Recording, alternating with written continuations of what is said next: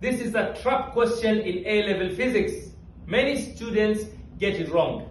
Okay, a ball is thrown from a high-level place and it falls on the ground. We need to know how long it takes before it hits the ground. So, as we know, acceleration questions, we can use this. S is equal to ut plus half a t squared. U is the initial speed, which is 0. So we are resolving now vertically, because you have two choices to resolve it vertically or horizontally. So since we know the vertical distance, we're going to resolve it vertically. So U is 0, so this disappears. Here you've got half. A is actually the gravitational acceleration, which is 9.8, and this is t squared. So if you rearrange, this is 24 as well, the distance.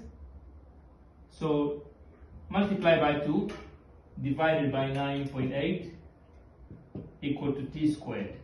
So t is equal to the square root of 24 times 2 divided by 9.8, which is 2.2 seconds. So it hits the ground at 27 meters from the initial place. So we need to know now the speed, the average speed. So speed is actually velocity is equal to distance divided by time. So we know it's 27 is the distance and time is 2.2. Now what is the speed?